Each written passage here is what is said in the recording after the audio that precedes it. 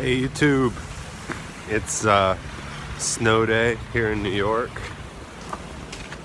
I'm headed into work and then I'm going to the Get Down out in Bushwick, which is like a post-work early dance party thing.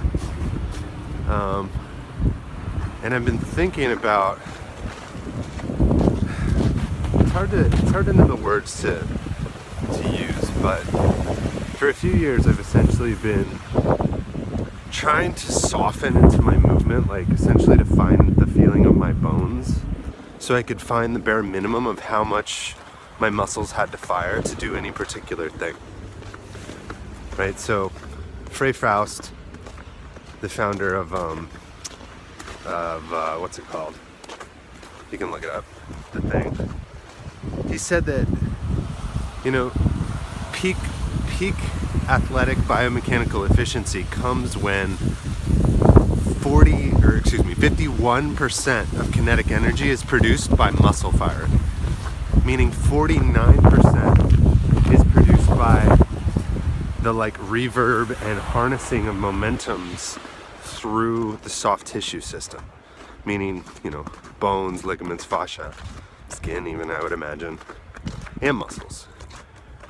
Right, so that the ideal mover has the perfect balance of quote unquote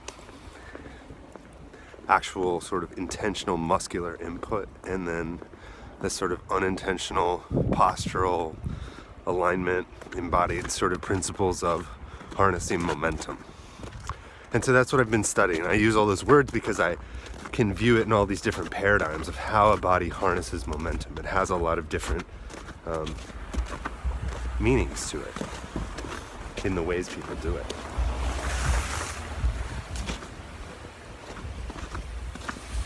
But so I ran into a problem doing that, which is that I essentially was letting go of my muscles too much, and I didn't feel like I had a certain resilience or buoyancy in my movement.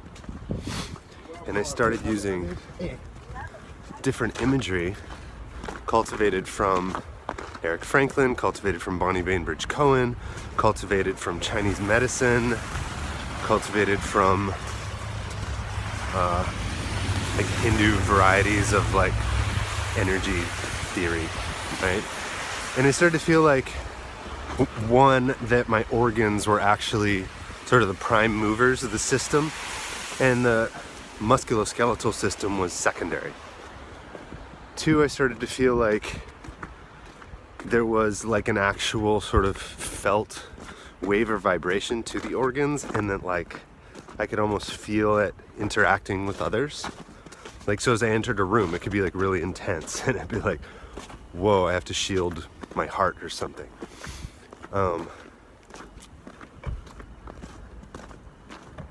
And then I shifted. The last image I've been using is one of it's more like a meridian. So there's just sort of a single center axis meridian of energy or chi. It's just an image, so right, I'm using, but it's got a felt sense, and that's why I'm talking about it. And it changes the way I use my body. And that image of I don't know, something light or water sort of levitating or shooting upwards gives a certain balance between release down and then buoyancy upwards. And I look for that place where my muscles just kind of execute what I'm asking, but I'm not thinking about and pushing and trying to pull things. So a walk just becomes a walk, not the act of taking each step, which is, for me, there's very much a difference there. So anyways, the cool thing about all this is something I've been thinking about and working on for a few years, and I feel like it's hit some new sort of threshold. And I was dancing with two people in the past few days, and I literally felt how I could connect to them using this image and at that level below sort of muscle tone action. And it was amazing because our movements without touching, and sometimes they would have their eyes closed and I was watching, they would completely sync up. And if one of us changed the movement, the other's body would follow without touching. It was